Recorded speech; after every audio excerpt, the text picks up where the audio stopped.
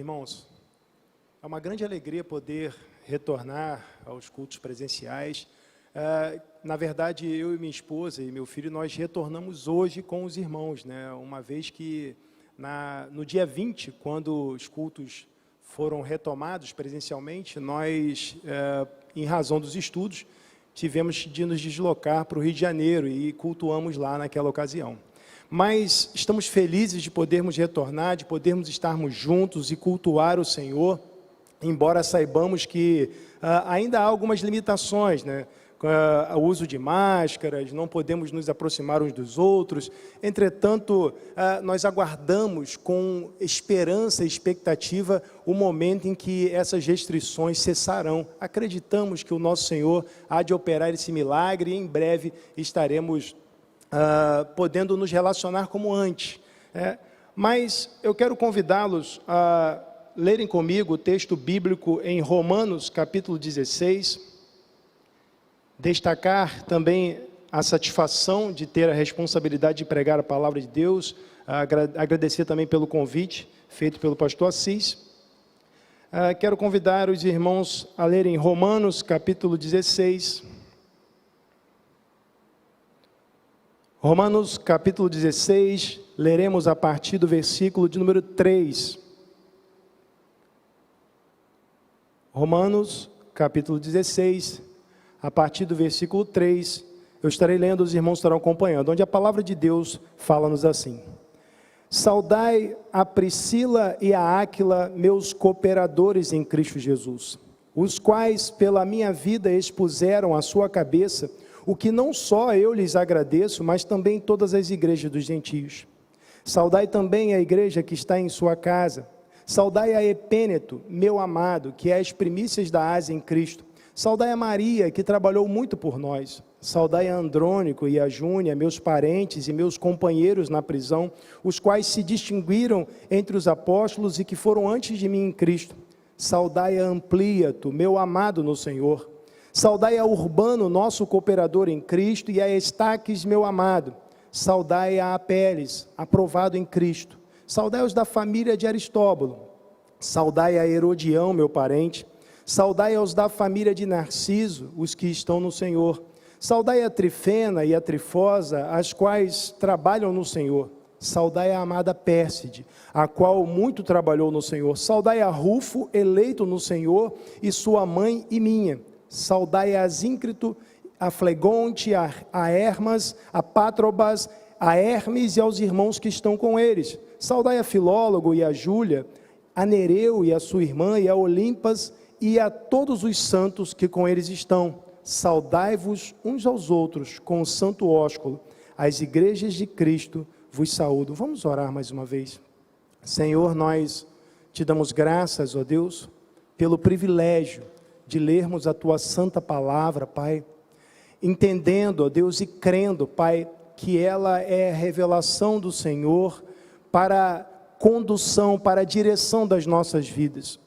Ó Deus, por essa razão nós rogamos a Ti que o Senhor nos dirija, ó Deus, de modo que possamos interpretá-la corretamente, porque cremos que interpretando-a corretamente, então o Senhor estará falando diretamente aos nossos corações. Ó Deus, eu peço ao Senhor que, ouvindo a Tua voz, que cada um de nós, ó Deus, venhamos, Pai, a pôr em prática cada um dos preceitos já revelados pelo Senhor, e assim, ó Deus, que glorifiquemos o Teu santo nome, de modo que os homens vejam as nossas boas obras e glorifiquem nosso Pai que está nos céus. Dirija-nos, ó Deus, é o que eu te peço e agradeço em nome de Jesus. Amém. Irmãos, nesse período de pandemia, nós experimentamos, como o pastor Assis falou reiteradas vezes aqui, situações que nunca imaginávamos vivenciar. Meu filho, por exemplo, iniciou os estudos esse ano, né? Ele entrou na escola esse ano, mas mal iniciaram os estudos, ele teve de parar. Mas mesmo assim, quando a gente passa em frente à escola onde ele estava estudando, ele aponta e diz que é a sua escola. Por mais que ele só tenha estudado, acho que 2 meses, um mês, né? Um mês e pouquinho, ele se lembra disso. E quando nós vivenciamos esse período de separação, essa separação mais intensa que vivemos quando estávamos numa quarentena, não podíamos cultuar presencialmente, nós sentimos a falta dos irmãos, porque nós lembrávamos dos irmãos. Os irmãos estavam em nossa memória. Irmãos, nós não podíamos viver, mas nós podíamos lembrar. Porque, irmãos, quando nós olhamos para o passado, mais do que o prédio da escola do meu filho, mais do que o prédio desta igreja, quando olhamos para o passado, nós vemos pessoas. Nós lembramos daquelas pessoas que estavam conosco e essas memórias o Covid não tirou. Essas memórias permaneceram. Meu filho ainda lembra do convívio com os amiguinhos da escola, ainda que fosse tão pouco tempo. Agora nós que temos uma vivência maior, os irmãos que têm um convívio maior nesta igreja, os irmãos podem olhar para trás e lembrar daqueles momentos e com expectativa a aguardar o retorno disso. Interessante, irmãos, que nós temos essas memórias porque estivemos juntos em certa ocasião. Mas o apóstolo Paulo, ao escrever essa carta aos Romanos, ele se dirige a um povo que ele nunca, com o qual ele nunca tinha estado presencialmente. Paulo ainda não havia visitado a igreja de Roma. Paulo, assim como outros líderes da igreja, ainda não tinham chegado a cultuar com os irmãos de Roma no seu local de culto. Mas interessante que, embora Paulo não estivesse presencialmente na igreja de Roma, ele havia iniciado um relacionamento com alguns membros daquela igreja. E por essa razão, agora, ao término da sua carta, após discorrer, após sistematizar a teologia cristã, em especial a doutrina da salvação, Paulo agora, ele faz menção a essas pessoas com as quais ele teve relacionamento, alguns dos quais o relacionamento se deu no momento de encarceramento. Paulo, ele olha para trás e vê os relacionamentos. Ele não olha para trás e vê as coisas, porque, irmãos, nós tendemos no nosso presente, nós tendemos a nos preocupar e ansiar muito mais por objetos inanimados, pela aquisição de um novo imóvel, pela aquisição de um automóvel, mas quando nós olhamos para trás, irmãos, nós percebemos que não são os objetos inanimados que fazem a diferença na nossa vida, mas na verdade os nossos relacionamentos que foram construídos ao longo do tempo. Quando olhamos para trás, nós não vemos coisas, nós vemos pessoas. Olhamos para trás, ainda que eu me lembre da casa que eu comprei algum tempo atrás, eu me lembro da pessoa que me vendeu, me lembro da sensação que eu e minha esposa tivemos de felicidade ao adquirir o imóvel. Então nós olhamos para trás e vemos pessoas. Mas é interessante, irmãos, que quando nós lembramos das pessoas, nós lembramos com algum juízo de valor, nós lembramos de aspectos positivos, aspectos negativos, mas eu queria provocar uma reflexão, queria que você pensasse justamente no sentido oposto. Ao invés de você lembrar das pessoas, destacando seus aspectos positivos e negativos, eu queria que você refletisse, que você pensasse sobre como, quando as outras pessoas olham para trás, como elas veem você. Quais os aspectos que saltam aos olhos, positivos ou negativos? Quando as pessoas lembram de você, porque você... O apóstolo Paulo, que não esteve naquela igreja, ele se remeteu a ela através de uma carta e fez menção de alguns irmãos. Como o apóstolo Paulo se referiria a você, se ele dirigisse uma carta a esta igreja? Como ele lembraria de você? Quais os aspectos seriam ressaltados? Porque se você perceber, nós lemos aqui um trecho em que há uma série de elogios. Entretanto, no versículo 17, Paulo diz: e rogo-vos, irmãos, que noteis os que promovem dissensões e escândalos contra a doutrina que aprendeste, desviai-vos deles.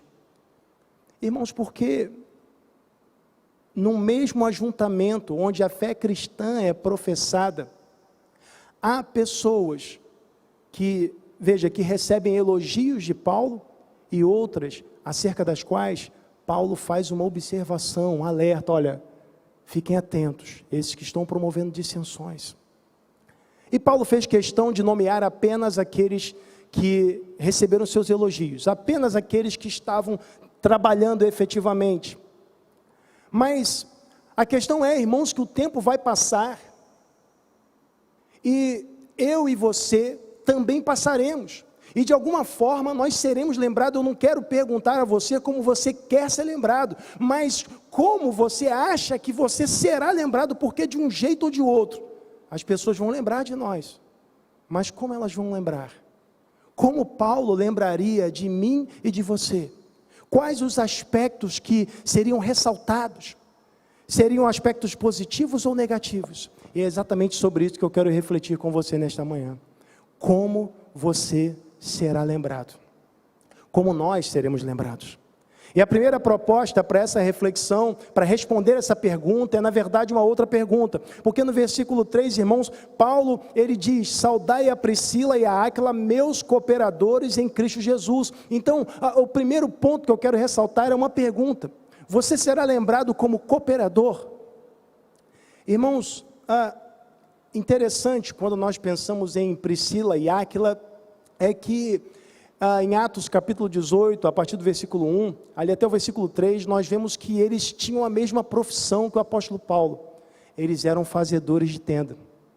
Então, quando nós pensamos nessa cooperação que Paulo menciona, e a ideia de Paulo aqui é de trabalhar junto, essa cooperação poderia vir à nossa mente a ideia de que eles cooperaram com Paulo, inserindo-o no mercado de trabalho, porque quando Paulo chega a Corinto, em Atos 18, na sua segunda viagem missionária, Priscila e Áquila já estavam lá. Eles tinham vindo de Roma, porque o imperador, no ano 49 depois de Cristo, o imperador Cláudio, ele havia expulsado os judeus de Roma, provavelmente por conta do cristianismo propagado ali. Mas eles já estavam lá, eram fazedores de tenda, e Paulo se une a eles, e eles o inserem no mercado de trabalho de Corinto, o mercado de tendas. E talvez nós pensássemos assim, poxa, eles cooperaram, eles ajudaram Paulo, inserindo no mercado de trabalho. Então eu, como cristão, eu tenho que atuar nessa área, ajudar as pessoas também. Mas o importante, e que nós devemos perceber aqui nesse texto, é que Paulo diz, meus cooperadores em Cristo Jesus. Paulo estava falando do trabalho conjunto, dessa cooperação na proclamação do Evangelho, na obra de Deus, porque foi nisso que Priscila e Áquila se destacaram. Eles não se destacaram como empresários no ramo de confecção de tendas, mas eles se destacaram na pregação do Evangelho. Porque quando nós avançamos em Atos, capítulo 18, nós vemos que no versículo 18, Priscila e Áquila, eles viajaram com Paulo até Éfeso. E chegando a Éfeso, a partir do versículo 24, eles se depararam ali com um homem chamado Apolo, que era poderoso nas Escrituras, conhecedor do Antigo Testamento, mas que só conhecia o batismo de João. Então, Priscila e Áquila apresentaram a ele mais pontualmente o caminho do Senhor, falaram do Evangelho, da boa notícia da salvação. E eles se engajaram na obra de Deus ao lado de Paulo de tal maneira, que Paulo destaca no versículo 5 que havia uma igreja na casa deles. Ele diz, saudai também a igreja que está em sua casa. Mas, irmãos, o que chama mais atenção a respeito desse casal, que Paulo faz menção, é que eles expuseram a sua vida por Paulo. Olha que interessante, né?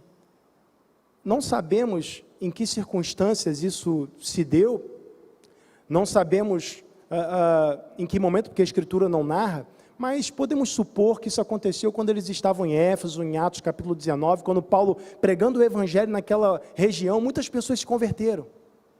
Então, os vendedores ali de ídolos, perdendo o lucro, porque as pessoas estavam abandonando a idolatria, eles se reuniram para perseguir Paulo.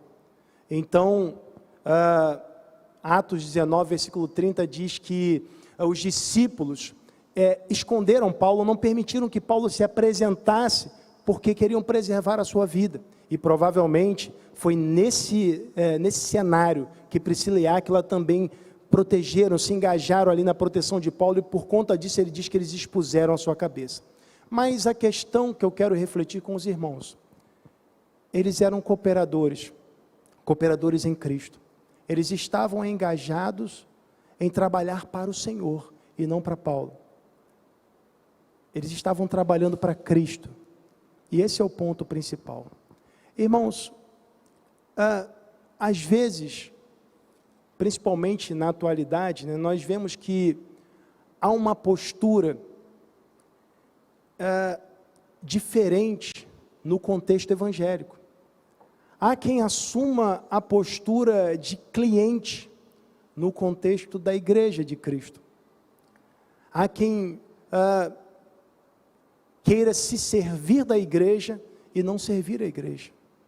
Há quem faça a exigência de qualidade, há quem, por vezes, teça comentários críticos e, às vezes, pense que está fazendo algo relevante por se engajar na crítica, na maledicência.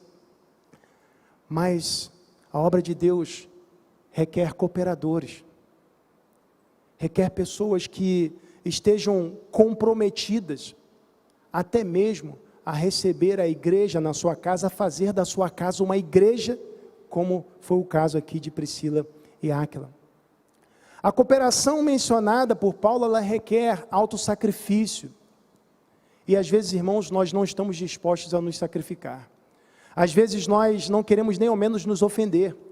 Acontece muito na atualidade, né? Pessoas às vezes não têm a sua vontade feita num determinado contexto, na igreja, e então a pessoa simplesmente troca o local onde congrega, porque foi contrariada. Imagina só, né, se esse fosse o pensamento de Priscila e Áquila, que tiveram ali que pôr sua vida em risco para a proteção do seu líder naquela ocasião. Às vezes, irmãos, nós estamos envolvidos demais em outras coisas para cooperar com a obra da igreja local. Às vezes nós confundimos as coisas e achamos que a cooperação, ela deve ser apenas financeira. E transferimos a responsabilidade, por exemplo, da evangelização para o pastor, para o missionário. Cooperamos com missões, às vezes, a fim de nos eximir da responsabilidade de pregar o evangelho às pessoas que estão próximas de nós, no nosso trabalho, no colégio. Entendemos, poxa, eu já evangelizei porque eu dei minha contribuição para missões. Quando, na verdade, irmãos, nós, individualmente, temos essa responsabilidade de cumprir o mandado de Jesus Cristo. É para nós essa ordem, irmos e pregar o evangelho. Precisamos compartilhar a boa notícia da salvação, porque há pessoas caminhando para o inferno, há pessoas morrendo sem Cristo, e nós não podemos, diante dessas circunstâncias, nós não podemos requerer de um indivíduo que faça tudo, porque na atualidade se tornou comum as pessoas cobrarem, por exemplo, do pastor, a responsabilidade pelo crescimento da igreja, quando na verdade nós sabemos que pelas Escrituras, é Deus quem dá o crescimento.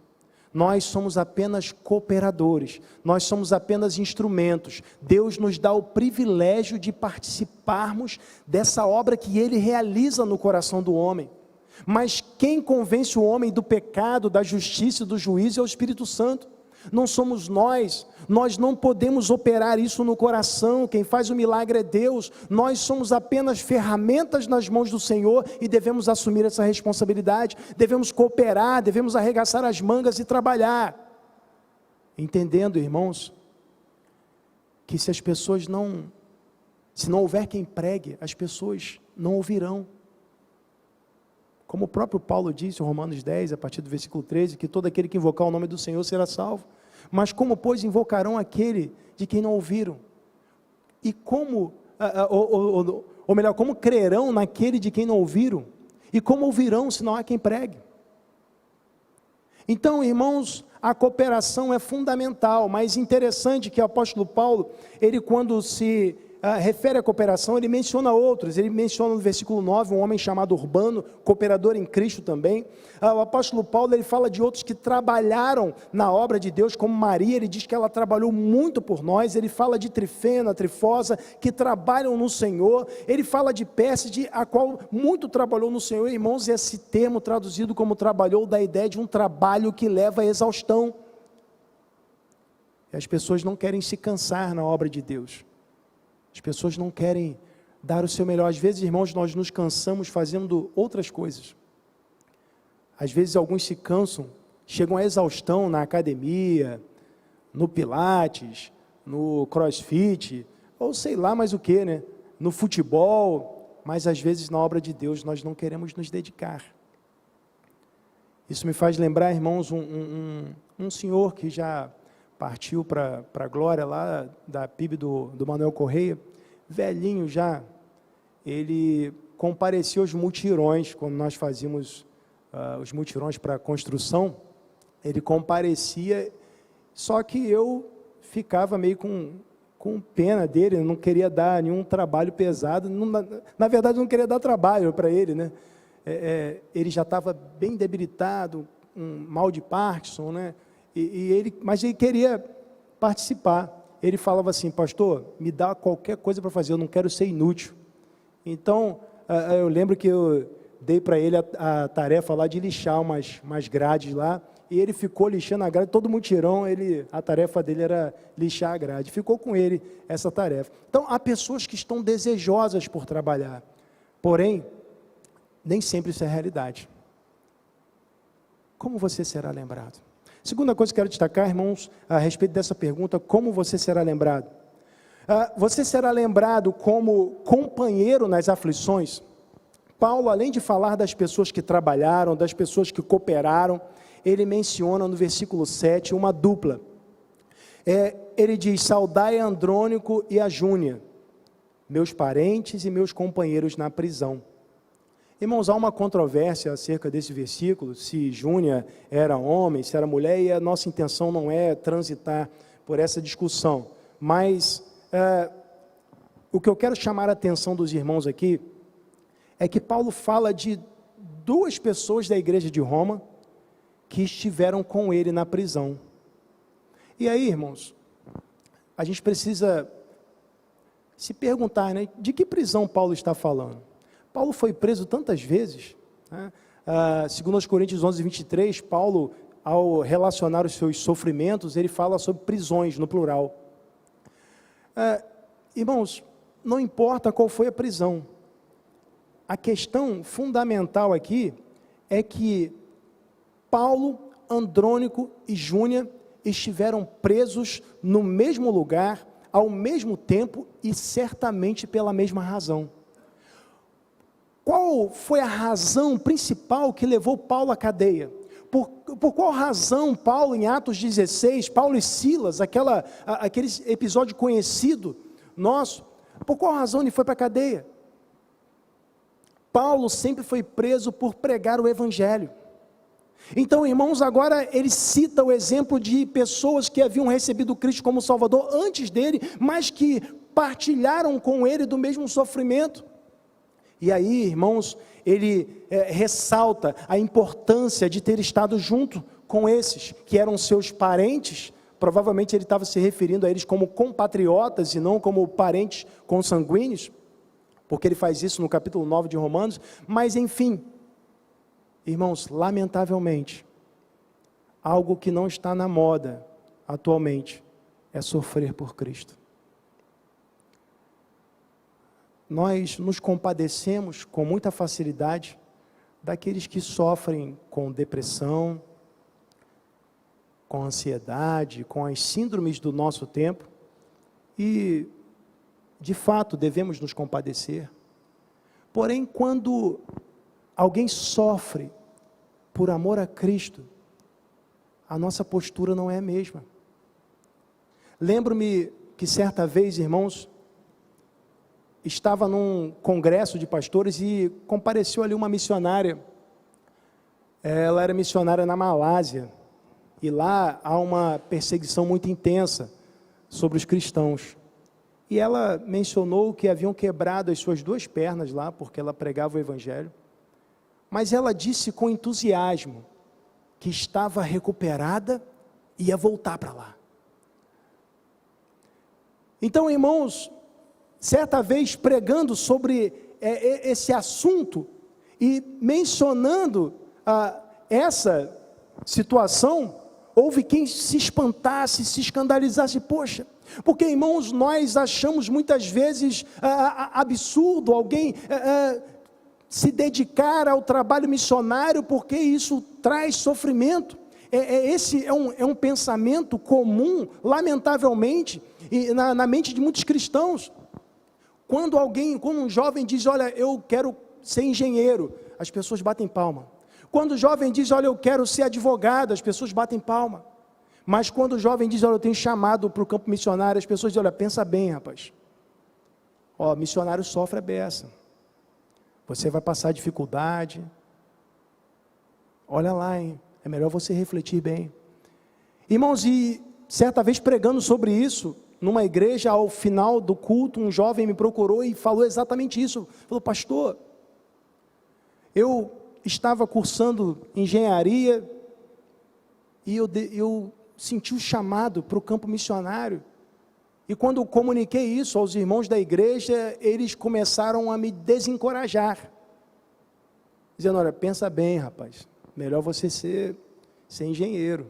O negócio de ser missionário não dá certo não, rapaz. Isso aí você vai sofrer. Irmãos, não está na moda sofrer por Cristo. Na verdade, irmãos, nós estamos na atualidade estamos muito mais próximos, e nos satisfazemos muito mais quando vemos aquele slogan famoso na fachada de algumas igrejas, pare de sofrer, porque as pessoas querem seguir Cristo, irmãos, mas não querem o sofrimento que vem a reboque. As pessoas querem ser de Cristo, mas apenas obter os benefícios, mas isso não se parece com aquilo que Jesus ensinou. Jesus, ele disse em Mateus capítulo 5, versículos 11 e 12, bem-aventurados sois vós, quando vos injuriarem, perseguirem e mentindo disserem todo mal contra vós por minha causa, exultai e alegrai, porque grande é o vosso galardão dos céus, pois assim perseguiram os profetas que foram antes de vós. Jesus considerava uma bem-aventurança a perseguição. Jesus, ao enviar os discípulos, ao enviar os 12 em Mateus capítulo 10, no versículo 22, Jesus diz, olha, e odiados de todos sereis por causa do meu nome. Mas ele faz uma ressalva, ele faz uma observação, aquele que perseverar até o fim será salvo. Perseverem ainda que sejam perseguidos. Irmãos, o nosso problema é que muitas vezes nós achamos que o livro de Atos acaba no capítulo 2, no versículo 47, quando o texto diz que a igreja caía na graça do povo. Só que o livro de Atos não acaba ali. Quando nós avançamos no livro de Atos, vamos para o capítulo 3, nós vemos que Pedro e João, sendo instrumentos de Deus, Deus realiza um milagre através deles, e um coxo, ele volta a andar. Mas no capítulo 4, por causa disso, por causa da pregação do Evangelho, Pedro e João são confrontados pelos principais da sinagoga, eles são ameaçados. E no capítulo 5, os apóstolos são presos. E no final do capítulo 5, eles são açoitados antes de serem libertos. Eles apanham, são espancados. E no capítulo 6, irmãos, nós vemos a instituição do diaconato, vemos ali Estevão pregando o Evangelho. No capítulo 7, o seu sermão magnífico, irmãos, mas nós temos na memória, irmãos, o sermão de Pedro. Pedro, em Atos 2, ele prega o sermão, quase 3.000 pessoas se convertem, mas quando Estevão prega, irmãos, no final do capítulo 7, um sermão magnífico, não há conversões. Ao invés de quase 3.000 almas, ele recebe muitas pedradas. Porque na verdade só há duas respostas ao Evangelho: ou você o recebe de bom grado, ou você o rejeita. E foi isso que aquelas pessoas fizeram. Mataram Estevão. Mas ele era um homem de Deus. Só que isso não fez com que a igreja não fosse perseguida. Em Atos capítulo 8, a igreja vai perseguida, toda a igreja. E eles fogem pregando o evangelho por onde passam. Em Atos capítulo 9, o apóstolo Paulo, ele perseguindo a igreja, ele se converte, tem um encontro com Jesus Cristo. Mas logo em seguida, no mesmo capítulo 9, o apóstolo Paulo, que era perseguidor, ele passa a ser perseguido. De modo que os irmãos têm que descê-lo por um cesto na muralha lá de Damasco. Irmãos, no capítulo 12 de Atos, nós vemos Tiago sendo degolado, Pedro sendo preso, e a perseguição não para por aí, e é perseguição atrás de perseguição, a igreja vai sendo perseguida, a graça do povo desaparece, porque, irmãos, a pregação do evangelho, ela não inclui essa nota contemporânea de isenção de sofrimento. Ela não inclui essa nota contemporânea de um discurso politicamente correto. A pregação do evangelho começa com uma acusação. Por que Jesus morreu? Por que Jesus teve que morrer na cruz? Nós, irmãos, afirmamos muitas vezes, e obviamente com base bíblica, ele morreu pelos nossos pecados, como Paulo diz em 1 Coríntios 15, ele morreu pelos nossos pecados, ou seja, somos pecadores. Então a pregação do evangelho, ela começa com a acusação de que o ouvinte é um pecador, que carece da graça de Deus. Por essa razão, irmãos, aqueles que se consideravam justos no tempo de Jesus e dos apóstolos, se sentiam ofendidos, por serem reconhecidos como pecadores. Irmãos, a igreja está na contramão do mundo, nós pregamos tudo diferente, irmãos. Enquanto o mundo prega que o homem é virtuoso, a igreja prega que o homem é pecador. Enquanto o mundo prega que se você casou e as coisas não deram certo, você tem que separar, a igreja prega aquilo que Deus ajuntou, não separe o homem. Enquanto o mundo prega que os jovens devem ter intimidade antes do casamento, a igreja prega ao contrário. Ela afirma, como 1 Coríntios 7, que o corpo da mulher pertence ao marido. Ou seja, é no contexto do casamento que essa intimidade deve acontecer. A igreja está na contramão, irmãos, e por estarmos na contramão, então seremos perseguidos. Jesus disse em João capítulo 15, versículo 20, ele diz, olha, se perseguiram a mim, vão perseguir vocês também. Mas se guardaram a minha palavra, vão guardar a de vocês também. Porque, irmãos, a perseguição, ela nos identifica com o nosso mestre. Quando nós, irmãos, passamos por este mundo e não enfrentamos nenhuma oposição por causa da nossa fé, precisamos reavaliar aquilo que temos crido e como tem sido a nossa conduta. Porque se de fato nós nos identificamos com Cristo, em algum momento, por aquilo que pregamos e vivemos, nós seremos confrontados, haverá oposição contra nós. Mas a verdade destacada aqui é que, diante dessas oposições, dessas aflições que enfrentamos como igreja, nós estamos juntos, porque o próprio Deus, Ele nos uniu, inserindo cada um no corpo de Cristo. E nós precisamos ser lembrados, irmãos, não somente como aqueles que comparecem a eventos, mas como aqueles que fazem parte do mesmo corpo, companheiros nas aflições, que estão juntos não só no momento do culto, mas também nas prisões, que estão juntos não somente no momento do culto, mas também no hospital, mas também nas casas, mas aqueles que têm tudo em comum, que estão se relacionando como corpo, e não somente como uma associação. Precisamos ter isso em mente. E quando as pessoas olharem para trás, elas vão lembrar de nós. E é importante que a lembrança esteja alinhada com esses preceitos das Escrituras. Terceira coisa que quero destacar, irmãos, e considero essa a mais importante. Paulo menciona companheiros de aflição, Paulo menciona cooperadores, mas no versículo 10 ele menciona um nome que só aparece aqui nas Escrituras. Ele diz: saudai a Apeles, aprovado em Cristo. Como você será lembrado? Como aprovado em Cristo? Irmãos, Apeles, como falei, não aparece em outra carta, não aparece em outro texto. Ou seja, ele não gozava de projeção eclesiástica. Se fosse nos dias de hoje, talvez diríamos projeção denominacional. Não tinha títulos, porque isso não é mencionado aqui, mas Paulo menciona que ele foi aprovado em Cristo. Ou seja, o que isso diz para nós? Que a aprovação em Cristo não necessariamente tem relação com a aprovação humana, porque às vezes somos aprovados pelos homens, mas reprovados por Cristo. Às vezes, irmãos, há incoerência no que pregamos e o que vivemos. Paulo diz em 1 Coríntios 9, 27, ele diz que subjuga o seu corpo à servidão, para que pregando ele mesmo não venha a ser reprovado. Porque, veja só, a reprovação, ela tem a ver com a incoerência entre o que professamos crer e o que vivemos.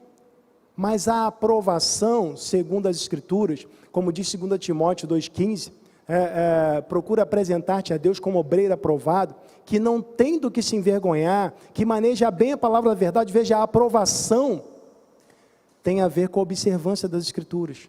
A reprovação tem a ver com a incoerência. Então veja, às vezes, irmãos, há pessoas que têm muito conhecimento das Escrituras.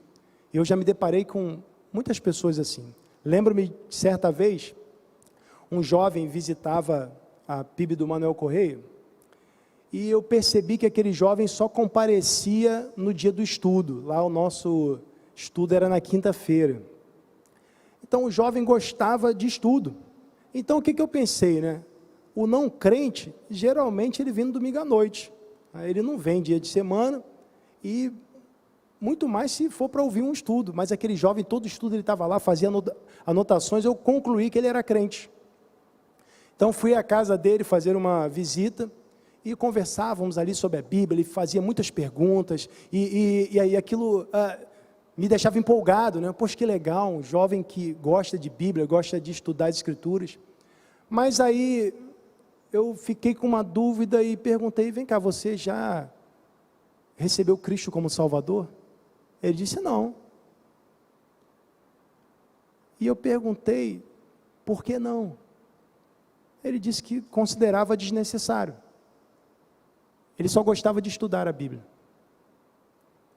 E tinha bastante conhecimento. Irmãos, e isso serve de alerta para nós, porque, lamentavelmente, irmãos, quando há pessoas que valorizam demais o conhecimento, que basicamente idolatram o intelectualismo, o academicismo, geralmente o coração está cheio de orgulho. Há pessoas que conhecem muito das Escrituras, mas não vivem o que conhecem. E há pessoas que conhecem pouco, mas procuram viver o pouco que conhecem. Irmãos, a nossa conduta é muito importante. A forma como as pessoas vão lembrar de nós é importante, porque Jesus disse em Mateus 5,16, assim resplandeça a vossa luz diante dos homens, para que vejam as vossas boas obras e glorifiquem a vosso Pai que está nos céus. Mas o mais importante ainda, irmãos, é a maneira como Cristo nos vê. Porque isso é que vai determinar o que nós vamos ouvir quando nos encontrarmos com Cristo. Naquele grande dia, o que nós vamos ouvir? Vinde benditos de meu Pai, ou apartai-vos de mim, vós que praticais a iniquidade. O que vamos ouvir naquele dia?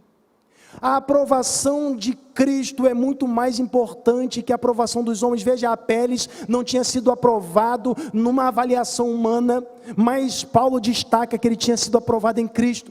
Mas que circunstâncias levaram Paulo a essa conclusão? Irmãos, eu não sei, mas imagino que provavelmente Apeles foi submetido a uma tribulação, a uma situação em que ele, tendo a possibilidade, tendo a oportunidade de jogar tudo para o alto, ele mostrou que era crente. E nós somos submetidos a essas circunstâncias, irmãos, constantemente. Quando as pessoas não estão nos vendo, irmãos, nós temos a oportunidade de pecar, nós temos a oportunidade de jogar para o alto, porque não estamos sob os olhos do pastor, da liderança da igreja. Mas é justamente nesses momentos, irmãos, que nós precisamos mostrar quem somos nós, que somos servos de Deus, que somos aprovados em Cristo. Porque é lamentável, irmãos, quando nós vemos, às vezes, líderes pregando bem, falando bonito, e nós descobrimos que o indivíduo estava envolvido com pornografia. E de repente descobrimos que havia um caso de adultério. Como é triste isso, irmãos. Mais importante não é termos títulos, não é termos cargos, não é termos projeção eclesiástica, não é termos projeção denominacional. O mais importante é sermos aprovados em Cristo. E para isso, irmãos, é necessário observar o que diz a palavra do Senhor. É importante que estejamos preocupados com a nossa conduta. Temos que olhar para o nosso coração, porque às vezes nós deixamos o orgulho penetrar, irmãos, e achamos que somos melhores do que os outros, porque temos essa ou aquela posição. Irmãos, temos que reconhecer quem realmente nós somos, e por que carecemos da aprovação de Cristo. Porque, como falamos, nós somos pecadores, e como tais, merecemos a condenação eterna. A Bíblia diz que não há homem justo sobre a terra que faça o bem no capé, Eclesiastes 7:20. A Bíblia diz também que os nossos pecados fazem separação entre nós e Deus. Então, se todos pecamos, e os nossos pecados nos separam de Deus, então, deveríamos estar todos separados constantemente. Mas a Bíblia diz que Deus prova o seu amor para conosco, em que Cristo morreu por nós, sendo nós ainda pecadores. Essa é a boa notícia da salvação. Nós não merecemos. Nós somos aprovados em Cristo por causa de Cristo. Ele nos deu essa oportunidade de relacionamento com Ele. Ele pagou o preço na cruz do Calvário para que pudéssemos nos relacionar. Ele nos deu o Espírito Santo para que pudéssemos, irmãos, manifestar alguma bondade, ainda que sejamos pecadores, para que pudéssemos lutar pela santidade, para que pudéssemos buscar, observar as Escrituras, ainda que saibamos, irmãos, que não somos perfeitos. Mas o próprio Deus vai conosco na caminhada. Ele diz que vai até o fim, porque, irmãos, para nós, o mais importante é o final da história. Como você será lembrado? Como cooperador? Como companheiro na aflição? Ou como aprovado em Cristo? A nossa expectativa é que alcancemos o objetivo maior da aprovação em Cristo Jesus, a fim de glorificar o nosso Deus. Vamos orar. Senhor, nós te damos graças, te glorificamos, ó Deus, pelo privilégio, Pai, que tivemos aqui, de refletir sobre a Tua santa palavra, ó Deus, de podermos, Pai, pensar sobre esses aspectos, ó Pai, que o Senhor revelou na Tua santa palavra. Ó Deus, obrigado, porque o Senhor nos dirigiu, obrigado, ó Deus, porque Tu falaste aos nossos corações. Continua a nos conduzir, é que eu peço e agradeço em nome de Jesus. Amém.